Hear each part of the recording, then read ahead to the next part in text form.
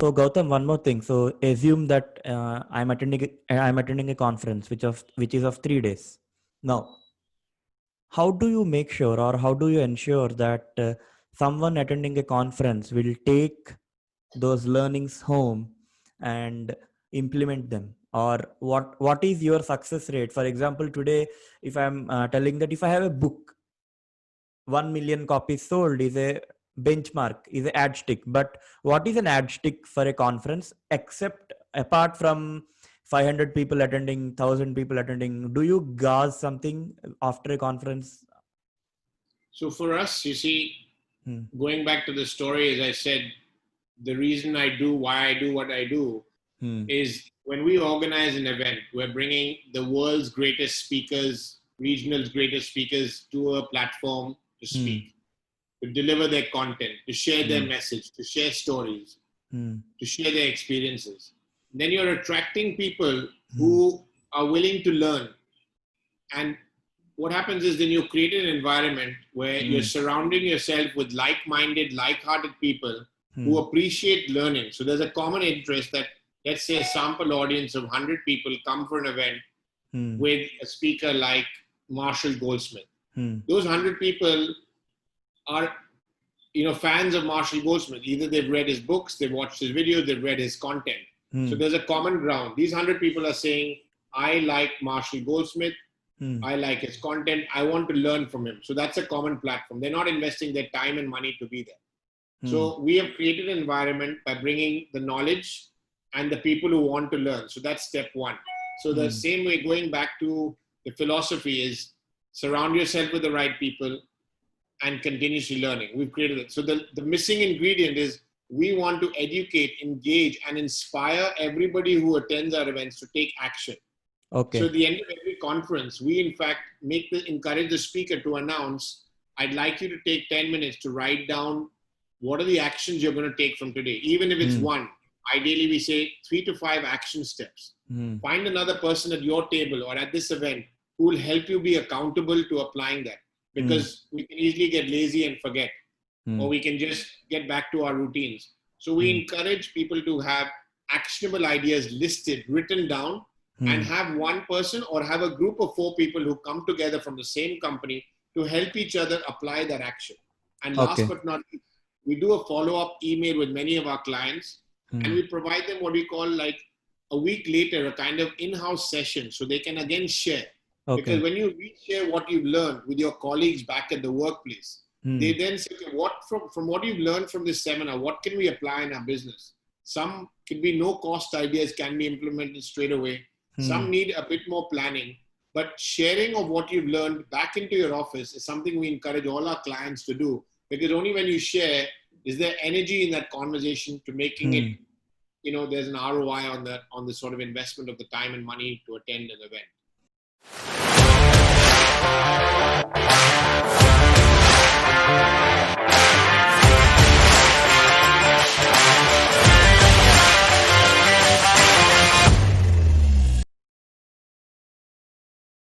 Welcome to Santosh Speak Up. And today we have someone with us.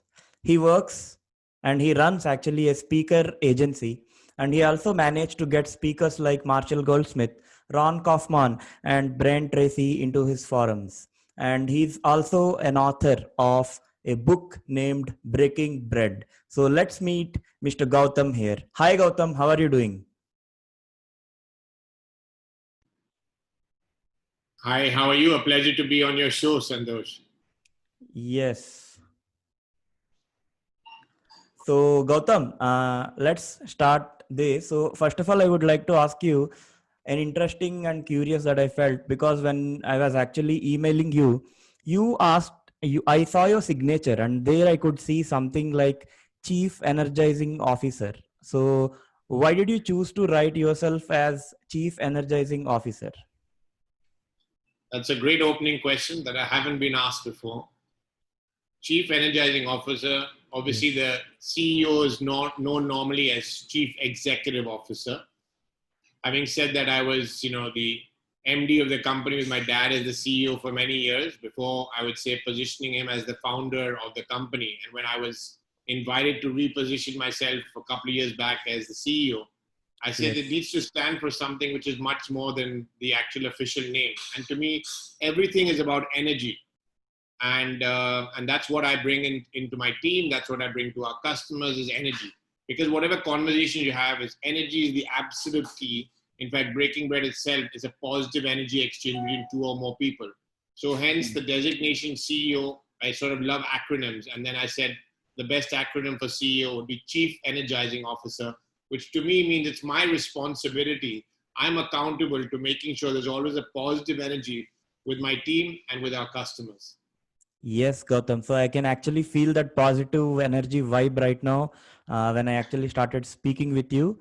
And I think, yes, networking is something that we need as well. And in networking, energy is one of the most important things. And I can see on your tea or coffee mug that you just picked up. So it's written, you can win. So, yeah, in the same way, you manage to win the hearts of many people, like big speakers, the big names in the speaking industry. So, can you tell us what is that secret recipe that you have used to do that? And how is it related to breaking bread? Fantastic. Thank you, Santosh. I mean, to me, be it relationships with our regional speakers or global speakers, global thought leaders, be it your customers, be it your vendors, it all boils down to building a meaningful relationship because there's no shortage of people to connect with. There's no shortage of people to do business with. There's no shortage. The thing is that you need to build meaning, build value into a relationship. So that's what breaking bread is all about. The traditional way is to have a meal. So whenever we've engaged any of our speakers, both in Dubai, in India, and globally, we always want to have, be it breakfast, be it lunch, be it dinner. So we've always made sure we've had Hmm. personal time with each and every one of our speakers. And hence the relationships with every speaker who's worked with Right Selection, they see us, they know we are a family business of 27 years. Hmm. And when we make them feel comfortable by having a meal, you remove the formality of a relationship. So the relationship isn't just a formal transaction of a business of booking a speaker, paying a speaker, issuing an Hmm. invoice, contract. No, it's way beyond that. You're having a meal with them. And when you have a meal with them, you're exchanging positive energy. They're familiarizing themselves with your culture. You may have them an Indian meal or an Arabic meal. So they also have a cultural experience as well. And so we bring the personal touch into every relationship. So they become professional friends or what I sometimes call as family friends. Yeah, I think that's great because yeah, so even when we see in corporates, normally people they try to go out in a very formal way. So until they enter the boardroom, they are very casual. But once they enter into the meeting room, they get so formalized that asking for something becomes very tough. And I think in that context, making those meaningful relationships at a personal level is something that is very great. So when you say that a business that is spanning for almost 3 decades, so when you say that, can you just share some background of how all this started, how this right selection actually started? Great, no, thank you. I mean, first and foremost, I was born in London, UK. So my entire education, upbringing, my entire childhood was in the UK. My parents were also in London and West Africa, and that's where my Hmm. dad's general trading business was, import export business as a Indian entrepreneur. And he moved to Dubai, or rather, he was transiting Dubai in 1992, just visiting some friends on his way to India from Africa or London. And he always had a passion for books, audios, videos, but not just any books. It was your Dale Carnegie, your Norman Vincent Peale, your Hmm. books with what we call self-help, transformational books, audios or videos. And Hmm. when he suddenly realized in his transit that there was no such bookshop like that in Dubai, Hmm. and he said, I'd love to be in a business which I'm deeply passionate about. It's not just Hmm. coming to work to make money. It's you want to enjoy the journey and you want to enjoy the experience each day. You want to be excited about work every day. Hmm. Because every business goes through ups and downs, goes through cycles, goes through challenges. Today we have COVID, we had 2009, we had a recession. We've had all the challenges and change are constant. Hmm. And so this business was created by my dad in October 1993, where he Hmm. set up a self-help business bookstore Hmm. with books, audios, and videos. Hmm. And I joined him in 1995, and we expanded that to providing books, audios to all the events and conferences by all the big gurus who were visiting the Gulf. Hmm. Before setting up our own business in 2000, from just a bookshop to organizing events and conferences. And we did that for a number of years before expanding into India. And so the business evolved from a bookstore to an events organization with transformational events to working with corporates in coaching and consultancy and in-house training. Okay, so I think it's quite a long journey, and I think you have seen a lot of facets of actually getting that self-help. I think whatever you did, I think one thin line is there, that is self-help and self-development. And when you said books, so let me ask you about your own book that you have written very recently. Can you tell me three things, three things that anyone can take away from this book, Breaking Bread? I'll summarize it in two areas. I mean, there are two areas to the book. So one area is, first and foremost, why I do what I do. Because people need to have a why. When they have a why and a purpose, they're driven. They're driven, excited, passionate to go to work every day, make a difference, add value. And for me, thanks to having a coach, and I've had many coaches over the years, one of my coaches in Dubai helped me understand my why. And that why went to a childhood story, which at the age of 13, I went through a difficult time. And in that challenging experience where I was bullied, I was teased, I was humiliated, I was made fun of. My self-esteem, my confidence was an all-time low. I had very few friends.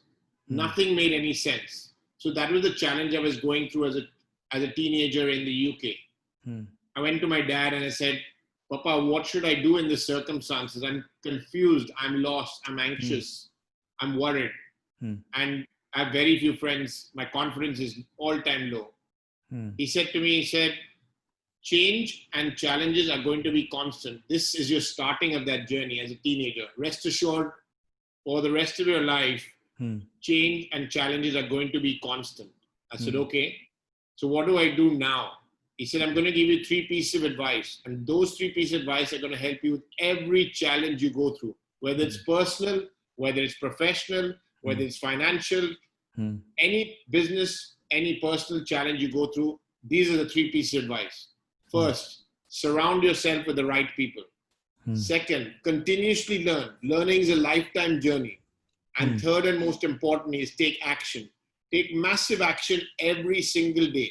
When you surround yourself with the right people who uplift you, encourage you, inspire you, educate you, are positive, you're going to feel good. It's only natural. And if you learn, you're going to learn to do things better, or you're going to learn new things. This is a golden era where now in COVID to upskill, to learn, to improve, to progress. You have to learn technology. You have to learn new skills and then take action. Many people read books, attend events, and they don't take action. If you don't take action, you cannot grow. In action, you either learn or you progress. So these 3 pieces of advice were the foundation of my childhood years. And even now in COVID, immediately, anytime I'm struggling with any challenge or any situation, I think of these 3 pieces of advice. And they have been golden words given to me by my dad as a teenage boy. And today, they are priceless and they are timeless. So that would be one of the key highlights of the book. And the other one, in short, and happy to elaborate if you'd like, but the other areas, there are 5 key strategies to breaking bread. The most obvious one everyone knows is have breakfast, have lunch, have dinner, have a coffee, have a meal with another person. And the foundation comes from the philosophy that, families that eat together, stay together. As families in the Indian culture and the Arab culture, we always have a family meal, and we have family get-togethers. In India, we could have every Sunday, cousins, first cousins, all the family come together and they bond. They build trust, they share stories, they learn from each other, they laugh, they play, they have fun together. That's breaking bread. In the same way they do it on Fridays in Dubai. So breaking bread, the foundation of breaking bread comes from that meal. And that same experience is what you use in your professional life with your customers and your suppliers, your media partners, etc. And obviously there are 4 other ways to break bread beyond the meal. But the meal is the most premium sort of strategy of breaking bread. Okay, I think this is a very interesting concept. I'll be asking some more questions on this concept, but let me go to those 3 points that you have stated right now. Surrounding yourself with right people. So, when you actually spoke about that, I still remember I never told this outside to anyone, but I have actually blocked a few people on all my social media platforms and I stopped speaking with them just because they were not supportive, they were not positive towards me. And even today, I don't bother about them and they also stopped bothering about me. And that was one thing that I've realized. So I just wanted to ask you, what was your experience of surrounding yourself with the right people? So how did you do that? How did you manage to do that? Well, fortunately, I would say it's like today people may be in different or wrong companies or surrounding themselves with wrong personal friends. But if I look at it at the age of 13 specifically, the school I was in was a school which the people I surrounded myself with were discouraging, Hmm. were, made me feel inferior, made me feel different, made me feel alone. Hmm. So hence that negative experience because of the energy, the aura, the presence of Hmm. being surrounded by the wrong people. And you didn't feel like learning because you weren't in the mindset. Being surrounded by the right people ensures you feel good about yourself, your self-esteem. Your self-esteem is good, your confidence feels good. Your confidence feels good, your energy is good. If your energy is good, you take action. Now, if Hmm. the first and foremost thing of surrounding yourself with the wrong people by default or by chance, then automatically you don't learn and you don't take action, and it's just a vicious negative cycle. Hmm. So, I would say the moment I changed schools at that time and I was surrounded by the right people and I selected my friends who were positive, were fun. Hmm. And I make it a conscious effort to do that today because toxic people, negative people, people who are addicted to negativity Hmm. exist. They are who they are. And as Yes. one of the great books I read is people are not difficult, people are different. Hmm. So you have to accept that in this world, there are all types of people, people who are different from you. So surround yourself with like-minded, like-hearted people. When you surround yourself with the right people, you're automatically going to be in the right state of mind. So that's sort of the summation of that specific question. Yes, I can exactly connect to that point because I've actually done that. Because I've done that in a digital space, whereas you probably have done by changing school. So next, coming to breaking bread. So you spoke about breaking bread with customers, partners, and others. So what is your take on breaking bread inside teams? Because nowadays in office we have office politics. Once you're out of office, people are like, okay, I live my life, so I'm not going to party with my office mates, yeah, because Saturday ko bhi, who is going to party with my friends? So I'll probably go party with my friends who is going to party with colleagues. So what is your take on that? How should people approach working with their colleagues and breaking bread with the colleagues? It's a great question. I'm so glad you asked that. It's not been asked in any earlier interviews. So for me, throughout our 27 years as a business till today, Hmm. but I'd share stories from my days in Dubai. We were a small team of 6 to Hmm. maximum 8 people. Everyone would bring food from home. Hmm. Occasionally, if they brought food, then takeaways sometimes. But generally, everyone would bring food from their own homes. Hmm. Whether it's Gujarati food, we had Filipino food, you had Indian, you had British food coming to our office, Hmm. and we'd make a conscious effort. It's actually even in my book that as a team, let's have a meal together. Let's have our lunch together. Hmm. Hmm. So we would all eat together with our unique meals from our respective cultures. Hmm. Eventually we actually started even sharing meals, that I would try another colleague's meal. So I would have a Gujarati meal, he'll have a Sindhi meal, the other one would have a Malaysian meal or a Filipino meal or a Punjabi meal, depending on the team dynamics. Hmm. And that was the very time. And we would discuss anything excluding work. What movies are going on? What are you reading? What's your favorite music? Hmm. Any topics were taken up. Who were your parents? Wherever you travel to, what are your dreams? What are your aspirations? Any topic was permissible, excluding work. So Hmm. for that 30 minutes, that 45 minutes, as a team, Hmm. we would eat our home food or eat each other's food in sharing, like a community. You put it in the middle and everyone would try each other's food. Hmm. You're breaking down cultural barriers by enjoying food together.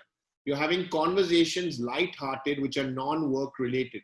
By Hmm. default, the barrier of the formality of being colleagues or being work, they become professional friends. They may Hmm. not be your best friends which you may have from your family or from your upbringing or from your core group of your friends who you spend on the weekend. But there's a certain professional friendship that takes place by having a Yes. coffee. We're going for a coffee. I'll tell a colleague, would you like to have a coffee together? Take a 10-minute break together. You want to have a cup of tea? I'm getting a tea. Can I bring a cup of tea for you? Have a cup of tea or a coffee with another colleague. Have a meal with another colleague. You have canteens here, even in India, in many of the large companies. Go and have food and sit with someone else. Have a conversation. Break bread. That's what breaking bread is about. And you get a chance to get to know your colleagues outside work, find other common interests. Maybe you have a common interest in favorite music. Maybe it's a stand-up comedy show. And maybe one of your weekday evenings, you don't mind going with a colleague to a common interest, whether it's a sports or an entertainment activity, that on a weekday you may have a what you call work friends.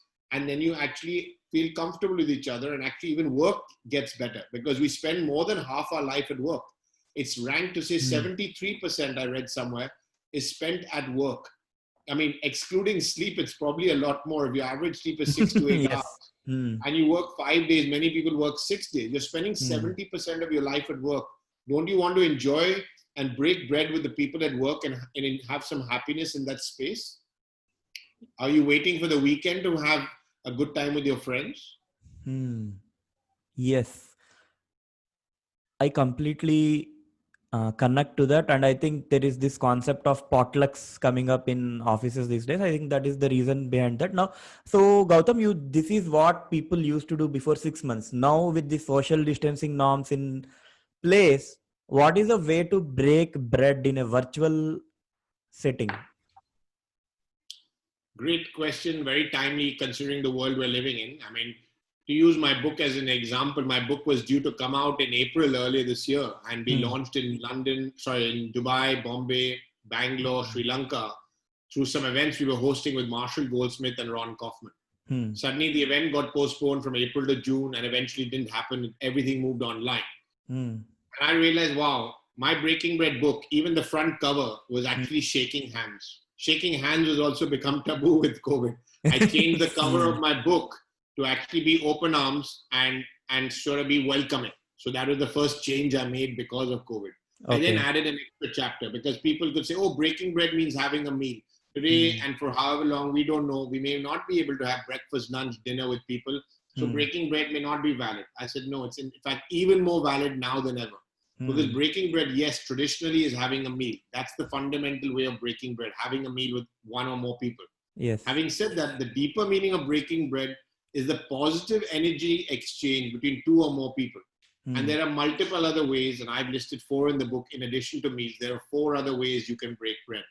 So in terms of being online, here we are having a call. We don't know each other from the past. And yet technically you got to know me and I've got to know you a little better because we're breaking bread online. I've had over 150 conversations since lockdown in March with people on a one-to-one basis on Zoom or on the phone all over the world. Friends, family, ex-clients, ex-colleagues, team members, cousins, people I've not spoken to. You suddenly went into a space that who would you like to speak to, wish well. I spoke to school friends. I actually feel more connected socially with many of the people I'd lost touch with because we were so busy with the physical world of traveling, logistics, our routine. Now that you're at home, you actually may be working a lot harder than normal, but you also have a chance to be more socially connected. And actually the word is social distancing. They actually mean physical distancing. You actually can be socially more connected now than ever before. You can have a Zoom call with everybody all over the world and it can be planned. No flights, no hotels, no logistics, and no cost.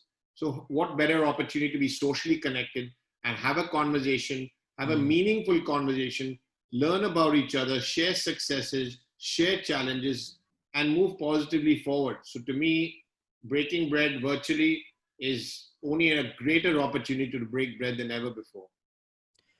Great.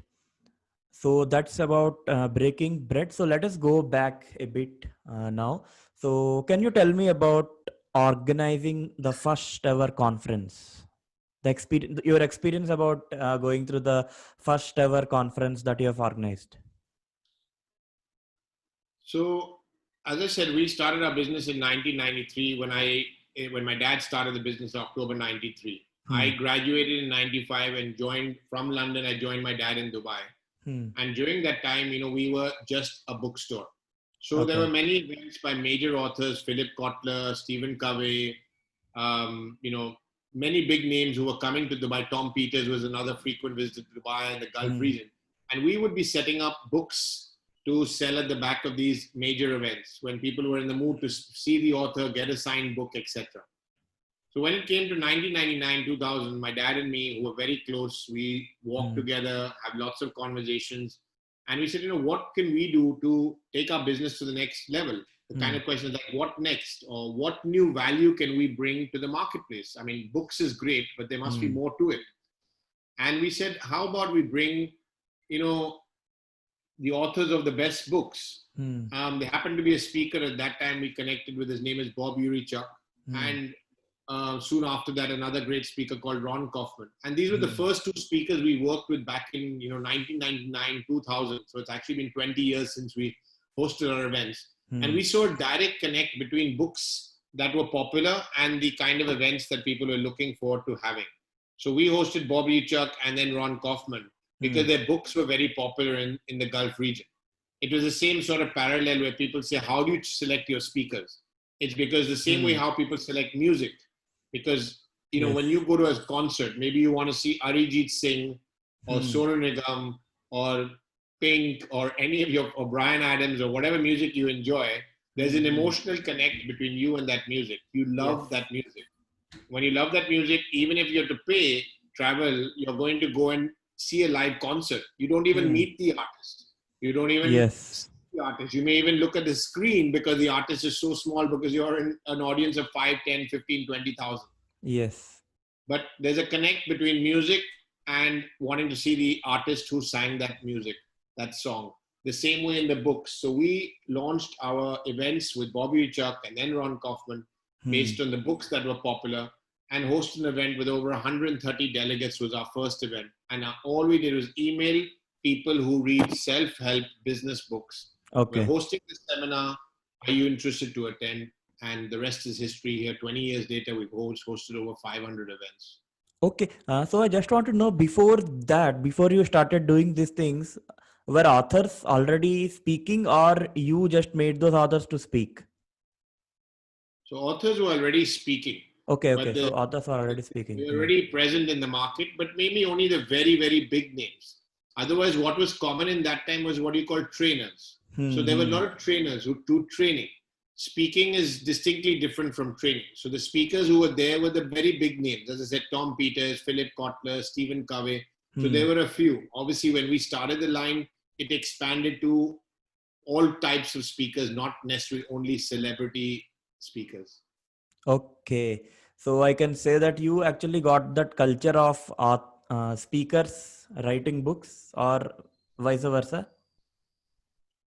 I'd say we contributed in that, but I don't take credit for it. I mean, there were authors who were great speakers. There were speakers who were going to become authors, and we saw a connect between authors and speakers. And we said that's a golden opportunity where people want to meet their guru, their teacher, their inspirational author, and they want to meet them in person beyond just signing a book. They want to learn from him in person because there's an emotional connect in person compared to just a book. Okay, I got you. So, Gautam, one more thing. So, assume that I'm attending a conference which is of 3 days. Now, how do you make sure, or how do you ensure that someone attending a conference will take those learnings home and implement them? Or what is your success rate? For example, today, if I'm telling that if I have a book, 1 million copies sold is a benchmark, is a ad stick. But what is an ad stick for a conference, except apart from 500 people attending, 1,000 people attending? Do you gauge something after a conference? So for us, you see, going back to the story, as I said, the reason why I do what I do is when we organize an event, we're bringing the world's greatest speakers, regional's greatest speakers to a platform to speak, to deliver their content, to share their message, to share stories. Hmm. to share their experiences. Then you're attracting people Hmm. who are willing to learn. And what happens is then you create an environment where you're Hmm. surrounding yourself with like-minded, like-hearted people who Hmm. appreciate learning. So there's a common interest that, let's say, a sample audience of 100 people come for an event Hmm. with a speaker like Marshall Goldsmith. Hmm. Those 100 people are, fans of Marshall Goldsmith. Either they've read his books, they've watched his videos, they've read his content. So Hmm. there's a common ground. These 100 people are saying, I like Marshall Goldsmith. Hmm. I like his content. I want to learn from him. So that's a common platform. They're not investing their time and money to be there. Hmm. So we have created an environment by bringing the knowledge and the people who want to learn. So that's step one. So the Hmm. same way, going back to the philosophy, is surround yourself with the right people and continuously learning. We've created it. So the missing ingredient is we want to educate, engage, and inspire everybody who attends our events to take action. So Okay. at the end of every conference, we in fact encourage the speaker to announce, I'd like you to take 10 minutes to write down what are the actions you're going to take from today, even if it's Hmm. one. Ideally, we say 3 to 5 action steps. Hmm. Find another person at your table or at this event who will help you be accountable to applying that, Hmm. because we can easily get lazy and forget, Hmm. or we can just get back to our routines. So we Hmm. encourage people to have actionable ideas listed, written down, and Hmm. have one person or have a group of 4 people who come together from the same company to help each other apply that action. And last Okay. but not least, we do a follow-up email with many of our clients, and Hmm. we provide them what we call like a week later, a kind of in-house session so they can again share. Because Okay. when you reshare what you've learned with your colleagues back at the workplace, Hmm. they then say, okay, what from what you've learned from this seminar, what can we apply in our business? Some can be no cost ideas can be implemented straight away. Hmm. Some need a bit more planning, but sharing of what you've learned back into your office is something we encourage all our clients to do, because only when you share is there energy in that conversation to making it, Hmm. there's an ROI on that, on the sort of investment of the time and money to attend an event. Okay, I got it. So it is like teach and then again revisit them and learn that. Okay, great. Now, Gautam, so I met when I listened to some speakers, I heard one of those speakers tell me I gave a speech, and then after 10 days, I felt that I did a very bad job. Okay. So, frankly speaking, because they say that there are only two kinds of speeches, the one which we thought that I would give, and one I thought that I must have given, right? So, that speaker actually told me that, okay, I gave the speech, I went home, and then after 10 days, he received one email telling that because of your speech, that changed my life. So do you have an experience like that, someone emailing you, someone texting you, or maybe probably to one of your speakers, that my life got changed? Do you have that aha moment when actually you were doing these things? I'm really enjoying the questions you're asking, actually, I must say, Thank you. Santosh. Really. Yeah. This is something which is very close to my heart, to Dad and myself, and in fact, our team members. Hmm. People say, business is important to be commercially viable, etc. But I live for those days, and that what gives me happiness and inner fulfillment. We've had hundreds of stories Hmm. and hundreds of messages, email, WhatsApp, LinkedIn, thanking us about how someone's career changed. Hmm. Because at the end of the day, when people come, everyone has challenges at different times in their life. Again, Hmm. financial, relationship, business, team dynamic. There's so many challenges. We're surrounded by challenges. So Hmm. when you come to an event and your challenge, the challenge gets solved or the Hmm. problem gets solved, people are appreciative that that book changed my life, or that event inspired me to take some new action in my life. Hmm. And thanks to you. And I have many, many such stories, Hmm. especially from Dubai, where we were there for 20 years in the business before expanding into India. Hmm. Many, many stories of individuals, of corporates. So that's something we absolutely thrive on. Yes, so I think that will be the bliss and that high moment coming up. Let's do more. So that will be that moment. So and then uh, so yeah, so you said that conferences after learning of the conferences. So now let me ask you something. So we saw the two edges. Now let us see what happens in the conference. So do you have something to tell for the audience? How can someone leverage those 2 days, those 3 days? What are some of the ways in which one person sitting there to leverage that, those 3 days? How does an attendee leverage the conference? Another fantastic question. There are two types of delegates, Hmm. and this again resonates with breaking bread. There are delegates who get nominated to come for an event or nominate themselves. They invest in themselves, or the companies invest. They Hmm. come for the event, and they assume that I'm coming to learn from the speaker. Hmm. They have their coffee and tea. They register. They get their badge. Go have their tea, coffee. Find a seat. Take notes. Listen to the speaker. Go have lunch. Hmm. Next break, afternoon. Go back, and that's their day. Hmm. They've missed out on the biggest value Hmm. of the event. And the dream sort of delegate who understands the value of this conference 360 degrees, Hmm. attends the conference, comes early, he Hmm. attends, he registers. He wants to be there the moment the doors are open for the coffee break, because Hmm. he knows the value of this conference starts from that registration and the coffee break. Hmm. At the coffee break, he looks to have coffee and meet someone and introduces himself. Good morning.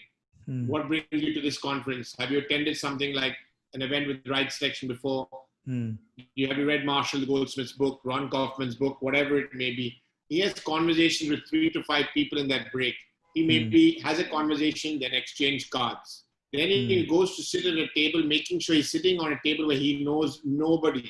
Hmm. He's learning, he's taking notes. The table is then guided by the teacher or the trainer or the speaker to Hmm. discuss at your table. You discuss at your table, and Hmm. again you exchange cards. You then have another break, and again you Hmm. go meet different people. Again lunch, you meet no people. Hmm. In a given day, I mean, I would say absolutely minimum in a 1 day program, you should meet 10 people in the breaks. That's a Hmm. minimum.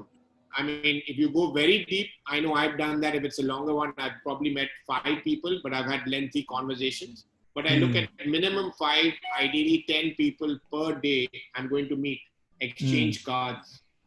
I then send a courtesy message to people after an event. It is a Hmm. pleasure meeting with you at the 1 day workshop with Marshall Goldsmith. Can we Hmm. connect on LinkedIn? Let's stay in touch. If I can add value in any way to Hmm. your aspirations, please let me know, etc. Hmm. That's the way to leverage from an event, that you learn from the speaker, you break bread and meet people. You don't Hmm. go to an event to just sit, learn, eat food, and go back and say, I attended an event. I mean, Hmm. did you share with other people? Did you exchange cards? Did you make new friends? You're in a room, Hmm. all doing the same thing, all coming to learn from that speaker. That Hmm. itself merits you becoming friends with as many people as you can in the room. You've got a common platform. You're not in a platform that is strangers, because the uniqueness, there is a common thread. You'll all Yes. have come to listen and learn from the same speaker at the Hmm. same hotel by the same organizer. There's enough common things to talk about to just start your conversation. Yes. So coffee breaks, lunch breaks, at the table you sit throughout the day is a golden opportunity to have a conversation, build rapport, exchange cards, connect on LinkedIn, stay in Hmm. touch, whether it becomes a professional friend, a supplier, a customer, a colleague, Hmm. everything's possible.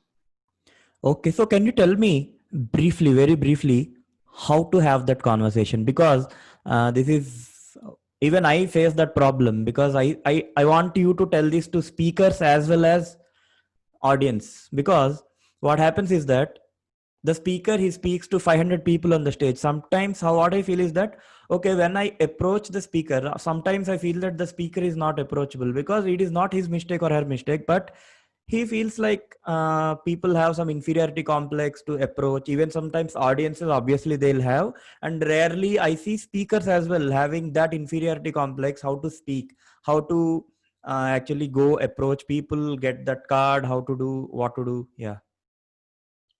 Thanks, Santosh. See, if they're large audiences, Hmm. the speakers have limitations on how many people they can meet. Okay. And speakers, at the end, if you've got an audience of 100, 200, 300, 500 upwards, how many Hmm. people can they meet? 5, 10, take a few photos. they rely on the organizer of the event to introduce them to a few people. They'll happily click photographs. They'll happily maybe have book signing.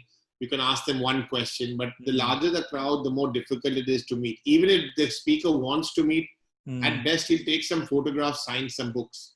If there's someone very important or something, yes, you can connect with the organizer and try and have a conversation, but you appreciate the more people, the tougher it is. The reality is if it's a small audience of 50 to 100 or less, then in a full day, every break the speaker would be willing to meet 5-6 people, say a few words, exchange some thoughts. So that's from the speaker's perspective. But everyone's different, personalities are different, and I know I've been asked even in my Breaking Bread book, saying, Gautam, this is all great, but I'm an introvert, I don't find it easy, what do I say?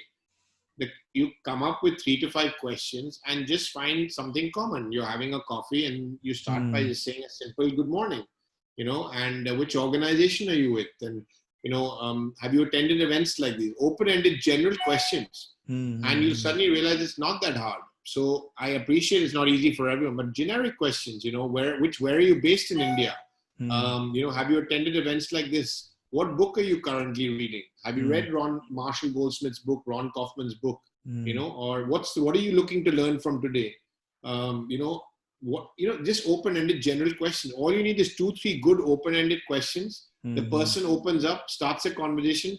You soon forget about the barrier of I don't know this person, because the moment he or she says a few things, your brain immediately picks up on something to respond to. Okay. And it's a very natural flow. It's only just starting. You should just have 3 to 5 good questions you're ready to ask, and the rest will take place automatically. Great. Yeah, that's great. I think and I now I understood why actually speakers, because once I attended Mr. Shiv Khera's session and he was like, the organizers told us that you can get your book signed but no photographs allowed. Okay.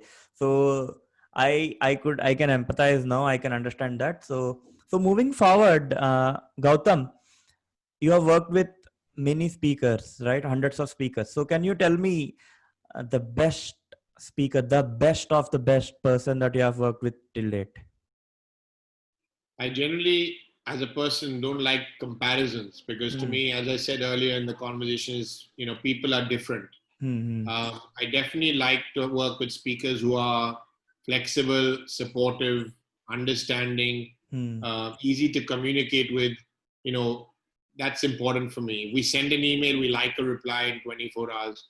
If we make a reasonable request, we like them to be supportive, because we also work very hard to promote them and make it work. So generally, all the speakers we've worked with are of the highest standard in terms of being accommodating, whether it's book signing, taking photographs, breakfast, lunch, or dinner, a special call, making a personalized video. These are all unique requests which are not part of a contract. Their contract is to speak, deliver on a certain date and time, and get have an investment exchange. But all these other things add value not only to us, to our customers, make us look good, feel good. So as long as speakers are in that mindset, I'm happy to acknowledge, I'm not in comparison, but I definitely acknowledge, that 2 speakers who have been, phenomenal to work with, and it's been an absolute pleasure. And I don't say this for any other reason except I've worked much more with both of these speakers than I've worked with any speaker in the world. So Ron Kaufman and Marshall Goldsmith, we've done, over 100 projects with each of them. So when you work with 100 projects, obviously, you've spent time at airports, you've sat together on flights, you've had several meals together, you've been to their homes, they've been to your homes. So they've become like your personal friends. So at the end of the day, the formality of a relationship is removed, and they're an absolute pleasure and privilege to work with both of them. And it has been for every speaker. I just said my familiarity and comfort with them, the 2 of them, is higher because of the frequency. But otherwise, for us, it's an absolute pleasure working with every speaker Right Selection has worked with, because they're very relationship driven. Yes, I agree to that. Every speaker has something unique with him or her, and that's the reason why I asked you best of the best. So because everybody is the best. And so now moving forward, so you spoke about your favorite speakers. Now, what are your 3 favorite books? So there are many books, in fact, that I've enjoyed reading over the years. And if I highlight two or three books, so one book would help me change my life through a very difficult time. I was Hmm. gifted in 2009 when the world was going through very tough times, economically with recessions and challenges. Hmm. I found everything very difficult business-wise in Hmm. 2009. Hmm. And I was gifted a book called Yes Attitude by Jeffrey Gitomer. And that Okay. book, it's a large font, colorful, beautiful images, and sort of very enjoyable to read. Hmm. But why that book helped me until today is that thanks to that book, I haven't read a newspaper Hmm. or seen a news channel since January 2009. Hmm. So that's 11 years where I forget you've spoken of toxic or negative people. The Hmm. newspapers are toxic. The news channels are toxic. Hmm. They're negative. I mean, it's important to be aware of what's going on in the world. We're not Hmm. saying be ignorant, but you don't need to indulge in the intricacies of every negative situation, Hmm. because what you read and you read in depth becomes a part of you and your Hmm. DNA. And you can only give people what you have inside. So if you read Yes. the newspaper for 1 hour or 2 hours, it Hmm. becomes a part of you. When you speak to people, the anger, the frustration, the stress, I have Hmm. seen people who have short tempers, Hmm. and it's amazing. The people who are angry and have short tempers, many of them Hmm. love their newspapers. What does that tell you about a newspaper? I'm not saying across the board, but Hmm. that speaks leaps and bounds. I have seen, and I've asked anybody I've seen, I said, by the way, how many, some of them read 3 newspapers a morning. How much Hmm. news do you want to consume in the morning to Yes. start the day? So to me, Yes Attitude helped me disconnect from the newspaper and really was a great book. The Hmm. other book that's helped me a lot is called Fish Philosophy. Okay. Very simple book, but it's the subtitle which caught my attention, which is Work Made Fun Hmm. Gets Done, which again goes back to we must love our work, be Hmm. passionate about it, enjoy it, be inspired, because you spend more than half your life at work. So if you spend Yes. more than half your life, when you enjoy your work, you're passionate, you're dedicated, you're committed, you're able Hmm. to achieve much more. So to me, Work Made Fun Gets Done, which is a fish philosophy book, sort of from the fish market in Seattle, Hmm. where they sold more fish at a higher price point than anywhere in the United States of America, because the people selling the fish were Hmm. having fun with their customers, being jovial, cracking jokes, and making a great environment. And because of that, people used to go and buy more fish than they probably needed because Hmm. they just enjoyed the experience over there. And that is what Work Made Fun Gets Done means. So that would be the second book. Um, Again, I guess, be it, let's say, Up Your Hmm. Service by Ron Kaufman would be another great book. And Hmm. what I love about that book, there are many great stories, many case studies about creating a service culture. But the simplicity of, the expectations of a customer are always rising. Hmm. He has this sort of model which is from basic to expected to desirable, to surprising to unbelievable. Hmm. And it realizes that what was expected last year is now basic this year. What Hmm. was desirable last year is expected. So what he taught me in as a book is that you always got to come up with what new value can you bring your clients, what new value can you bring your team members. So it's always about what new value. You cannot be complacent and do what you've always done. You've Hmm. got to keep innovating, adding value, making a difference. So these three books, amongst many I've read, have made a profound difference on my life. Okay. I think they say customer delight. Yeah. So I'll definitely read one of these books, probably definitely three of these books. And I'll also do a book bite on my channel because I'll also be doing some book bites. And Sure. so going forward, so you spoke about your book, favorite speakers to work with. And can you tell me something about your role model? Who has been your role model, biggest role model in your life? Very, very difficult to answer. Role model, to many extent, I'd say, I can say many role models, because I said again, people are different. And Hmm. when you have different people, the ideal role model, is that you want the best of every person. I mean, my Hmm. dad in many ways has been a great role model. He's cool, he's calm, he's collected at all times, he's composed. For me as a personality, if I'm excited, you'll see it in the energy of my voice, and I'll be in a good space. When I'm, let's say, upset, angry, concerned, I'd become in a quiet space. So if I'm not talking, means something's wrong. I Okay. don't get angry as such. I go into a sort of quiet space. Whereas someone like my dad, he remains cool, calm, collected throughout the time. So very humble, very authentic. And so to me, he'd be a great role model for me. He's definitely explained to me about having a balanced life.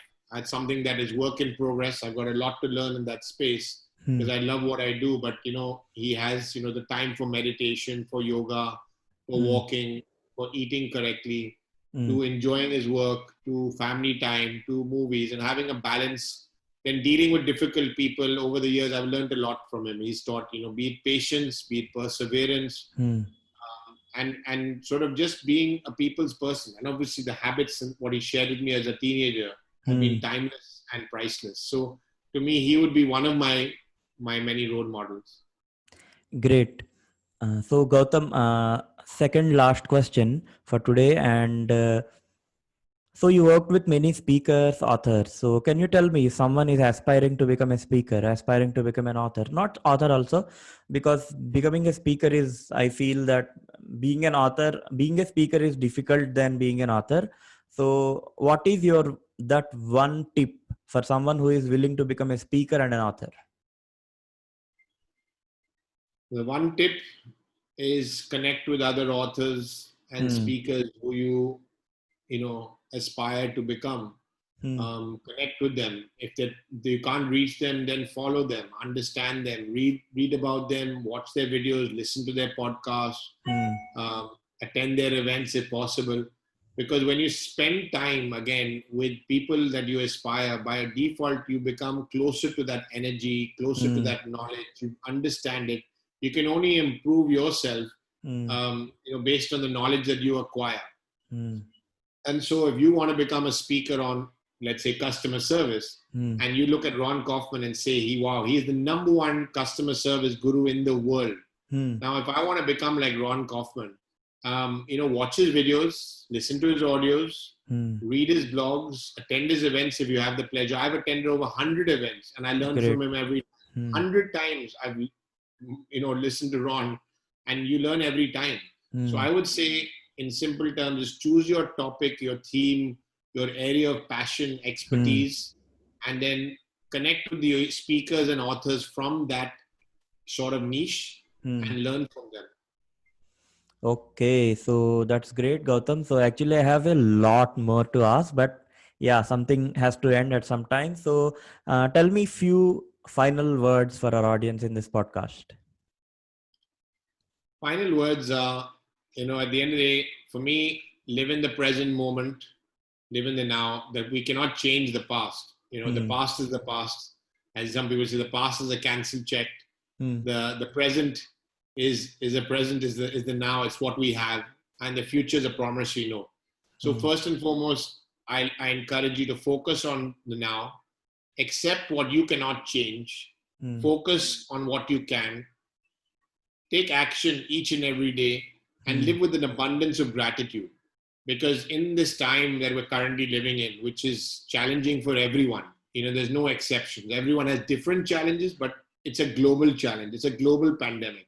And to me, you need to be grateful. If you've got food on the table, you've got your family, you've got your education for your children taken care of, you've got a lot to be grateful for. So in fact, look at this as an opportunity. What can I learn from this challenging time? Who can I help in this challenging time? Because when you learn, when you give back, then only do you create space for new opportunities in your life, and actually use 2020 as a sort of life-changing turning point in your career or your business. And you look back next year, 2020 was a transformational year. Whilst, yes, it's difficult, but it's a time for transformation. It's a time for opportunity. It's a time to reinvent yourself.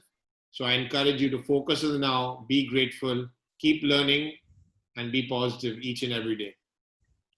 Yes, I agree to that, because I heard someone say recently, when the fishermen are not going for fishing, they are repairing their nets. And in the same way, yes, learning is something that is to be done in this year, and this is going to be a transformational year. And Gautam, it was a pleasure speaking with you today. I thoroughly enjoyed having you on the show. Thank you so much. Thank you very much, Santosh. It's been an absolute pleasure and privilege. I really enjoyed your questions. Many of them were unique compared to any other interviews. So thank you for inviting me to be on your channel, and my best wishes and blessings to you always. Thank you. So, viewers, please read this book, Breaking Bread. I can, you can sense from this conversation that it has something unique to offer you, a unique proposition that we have not seen till date. And at the same time, if you have been liking the work that I'm doing, please subscribe to my channel by bashing that subscribe button, because Santosh Speak Up is one-stop destination for all your self-help needs, conversations, book bites, and stories. Thank you so much, and see you soon.